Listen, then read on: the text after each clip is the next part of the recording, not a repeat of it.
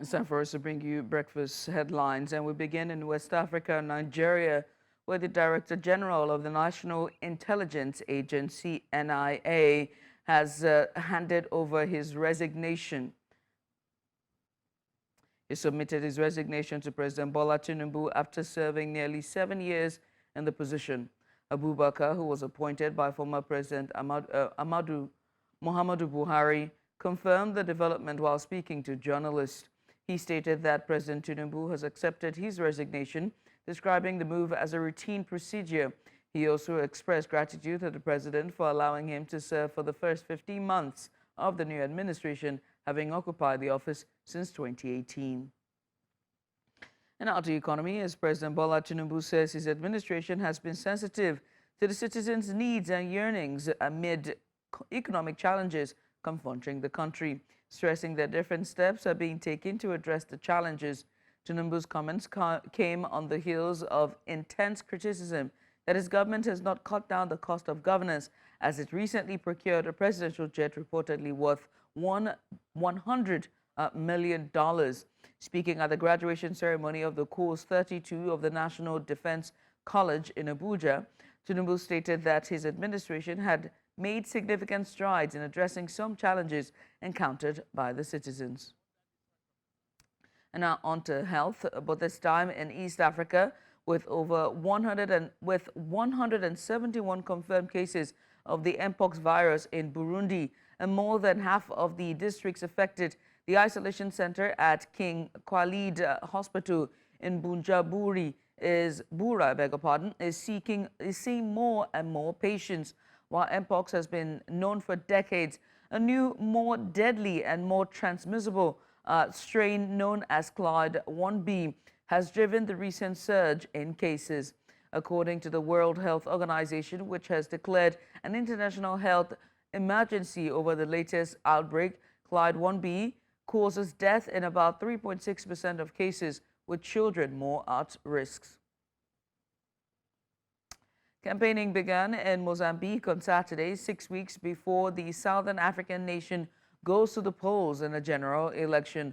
Voters will cast ballots for president, parliament, and regional authorities in the October 9 poll, in which current president, 69-year-old President Filipe Nyusi, cannot stand for another term. His ruling Frelimo party has won every national election in the country since the end of a brutal civil war it fought with Ranoma, the main opposition, and a former rebel group.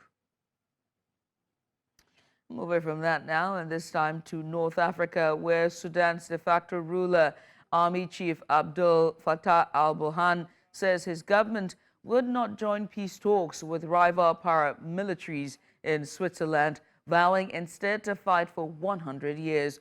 Burhan, whose troops have been battling the paramilitary Rapid Support Forces, RSF, for over 60 months, made this known on Saturday in Port Sudan. The United States opened talks in Switzerland on August 14th, aimed at easing the human suffering and achieving a lasting ceasefire. Algerians have expressed mixed feelings about President Abdelmadjid Tebbounne's record ahead of the presidential election on 7 September. The president, who stats as the clear favorite, is hoping to win a second term in office on the back of what he considers to be a successful economic record. 5 years after the pro-democracy Hirak movement fizzled out, hopes of big change have faded, leaving some of the population feeling disillusioned. And now on to Libya. An agreement between armed groups and security organizations has been reached in Tripoli to diffuse the serious tensions that have gripped the Libyan capital for several weeks. Plagued by chaos since the fall and death of Gaddafi in 2011, Libya is governed by two rival executives, Abdulhamid Daba's UN-recognized government of national unity in the west and the other in the east, backed by Field Marshal Khalifa Haftar. And that's all at this hour. For Breakfast Extra, I am Judith Atibi. Rather, for Breakfast Headlines, I am Judith Atibi. Stay with us, there's more on the other side. Welcome back. Third hour now for Breakfast Extra. The Nigerian economy is facing yet another grim challenge as the crisis in port operations deepens, threatening the livelihood of approximately 40,000 workers. According to recent investigations, the ongoing slump in activities at the major port formations across the country has reached a critical point, with fears mounting that without swift and effective intervention, the situation could lead to mass job losses. The economic downturn, exacerbated by the sharp decline in port operations, underscores the urgent need for comprehensive policy reforms and infrastructural investment to stabilize this vital sector. Now, the ripple effects of this port crisis are being felt across various sectors, particularly in industries reliant on imports and exports. Stakeholders have expressed concern about the delays, inefficiencies, and high operational costs associated with Nigerian ports are driving businesses away, further straining an already fragile economy. As the nation grapples with this alarming trend, there are calls for the government to address the underlying issues, including outdated infrastructure, bureaucratic bottlenecks, and security challenges that have plagued the ports for years. So today we look into this pressing issue with our guest, Abdullahi Aliyu Maiwada, the National Public Relations Officer of the Nigerian Customs Service, to help shed light on the current state of port operations and the potential measures that can be taken to avert this looming crisis. Mr. Maiwada, you are welcome. Thank you very much for joining us this morning on Breakfast Extra.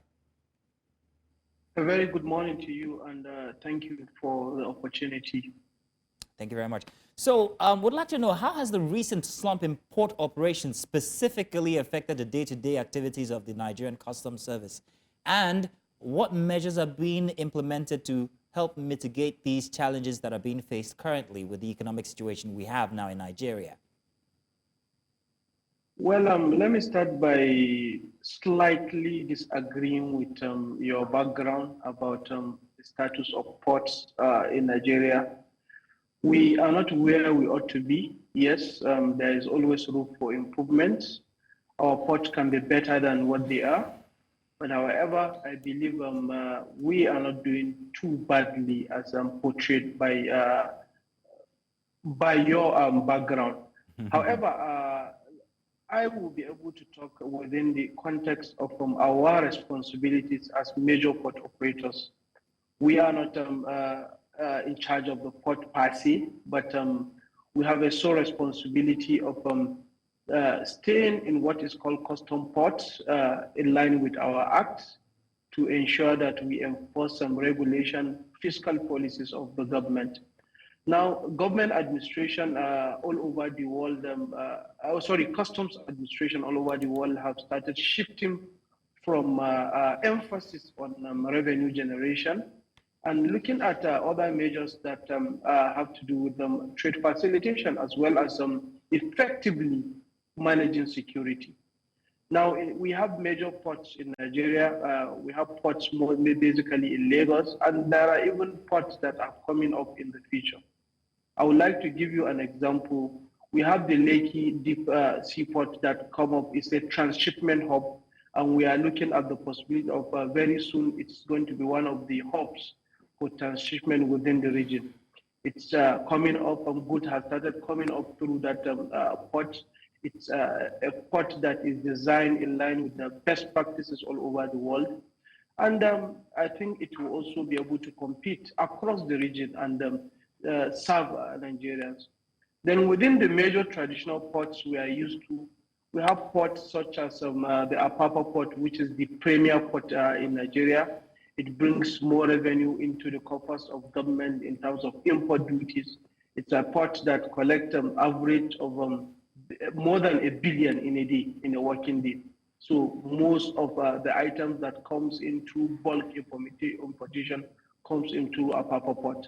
So I believe all those ports are Tinkan Island port. We have PTML port, port and multi-terminal port limited (PTML). It's also a port that specializes in RoRo, which means roll on roll off cargoes that non-containerized cargo. So we have also other aspects of our port like the KLT, which is another port. We have the Tinkan Island port. We are working on even trying to create more commands within trying to, although it's still in progress, I may not want to comment on that until the process is completed. We're trying to look at the possibility of creating command from even Tinkan Island. But we have the Snake Island. Those are free trade zones and that are really boosting in terms of input. However, there are challenges. Yeah. But we will accept those challenges. The issue of infrastructure, we understand, is an issue that need to be improved. If you move around the world, the issue of automation of our ports, that is mostly the use of non-intrusive inspection technology. As I'm talking to you, the CDC and some management members of steering committee are on their way to China, or they are in China. And the base of China is going to China is to complete the inspection, factory inspection of non-intrusive inspection equipment, that is scanners that will be coming in as part of the trade modernization project of the Nigeria Customs Service. We have some, but we are looking forward to bringing more scanners that we use to be able to scan and fast-track, facilitate trade. And also, one thing that is very important is the Nigeria Customs Service has a new act, which is Nigeria Customs Service Act 2023. The act specifically have provided so many platforms, so many innovations for port efficiency. For instance, in the previous law, we do not have any room, any legal backing for post-clearance audit. In the previous law, we do not have room for authorized economic operator scheme. We do not have room for terminal operators to provide non-intrusive inspection technology. Those are legal frameworks that enable custom now to perform better. All right, Mr. As I'm Maiwada. talking to you again, a team from WC or Custom Organization are out for what you call validation for our pilot scheme of our authorized economic operators. Now, which Mr. maybe Maiwada, I need to define what is an AU. Thank you. Mr. Maiwada, I'd like to take you on some of the, great job that the customs is doing in the ports, but I'm very cognizant with some of the port operations, especially going way back into the 80s and 90s, regarding the jobs, and I'd like us to focus on these jobs and the potential that we might be losing these 40,000 jobs from this sector. Back in the 90s or early 2000s, you mentioned Ro-Ro. If you take a drone shot of the ports right now, you'd find out that the capacity of imports that are coming into the country is not even up to 1/10 of what it used to be from 2000 and perhaps, let's say, 2001 up until 2005.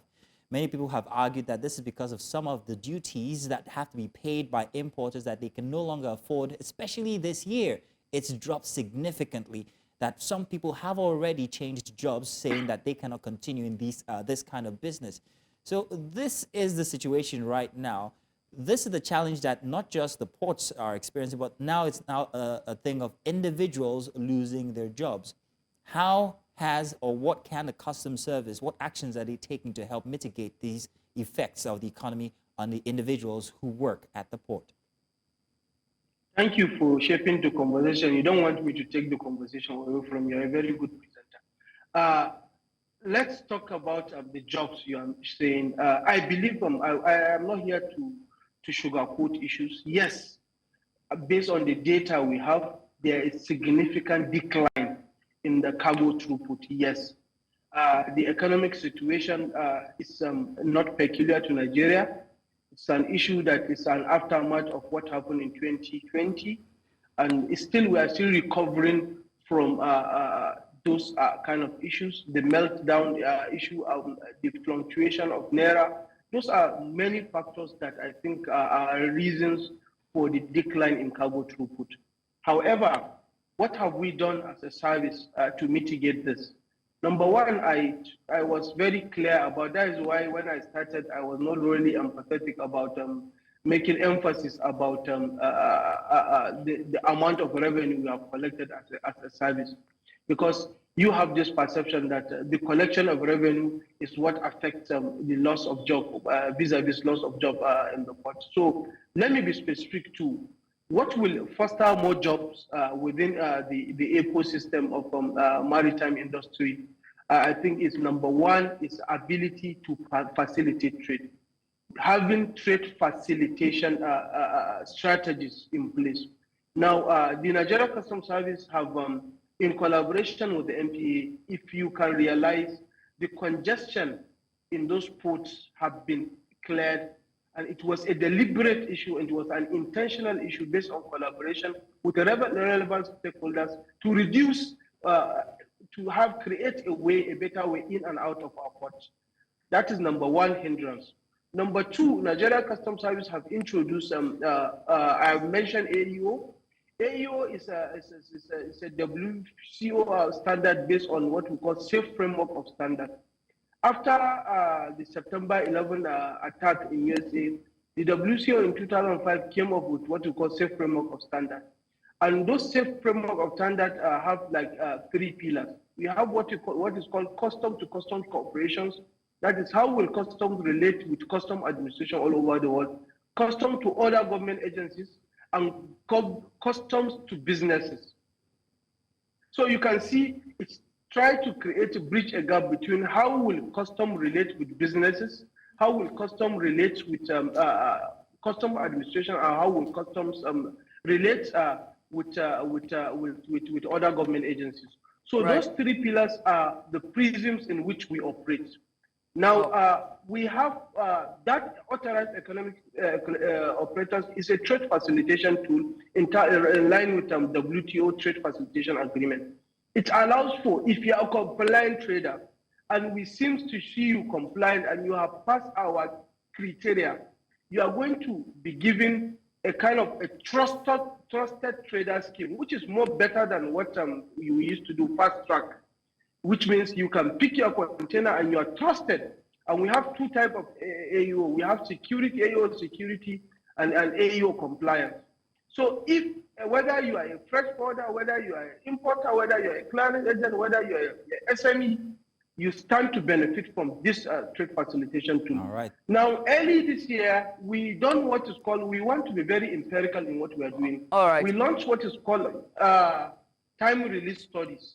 Time release studies is the studies that is done to identify the time required to import items from arriving at the port to the time of release of that item. Yeah, it's but these are all method. systems. These are systems, right? Let's look at the report once again and look at some of the concerns that this report raised. It highlights concerns about outdated infrastructure. And you mentioned a couple of refineries. Sorry, I beg your pardon, forgive me, ports. One of them, the Lekki ports, the Tinkan ports, and all the other ports that you mentioned earlier. But the report highlights concerns about outdated infrastructure contributing, to the inefficiencies of these ports. What plans are in place, to modernize the port facilities, and how soon can we expect, these improvements to impact operations, by extension, the jobs and the quality of lives for the workers? Well, infrastructure cannot work on its own without standard procedures. So they work hand in hand. And if you don't have the standard procedures, whether you have an infrastructure, it won't work. So as a custom officer, I will speak as I don't provide infrastructure. I can only talk about infrastructure within the context of Nigeria Customs Service. Now, if your processes are cumbersome, let me just give you an example. What is trade facilitation? If you go and look at what is called revised Kyoto Convention, it has to do with what? Simplification, standardization, harmonization, and automation of customs processes and procedures. Simply. All right. And these issues you have mentioned, if you are able to put all those standards in good context, in the right way, you will be able to facilitate trade. And with trade facilitation, you'll be able to improve. There will be job creation, there will be more import, more export, and we shouldn't concentrate on import only. There are exports. We have a dedicated export command, which is dedicated for export. All right. So we talk about balance of trade. Right. If you are talking of job creation, wait, we should not concentrate on import-dependent economy. But rather, Maiwada, there should be a balance of trade. Mr. Maiwada, I do have to ask them, because you're saying that, okay, we're pressed for time, we cannot go, but what has the government's support been like? Because you're saying that the report highlights all of this, all of the infrastructural inefficiencies with the system. But what level of government support or intervention do you have currently, or does the port need? Very quickly, in 30 seconds, because we're pressed for time. In 30 seconds, the government have given us enabling legal framework. Number two, we have a trade modernization project for 20 years that is oncoming. It's aimed to create an end-to-end automation of all custom processes and procedures. The ports will be We have decongested the port. The government have given us an enabling environment to decongest the port.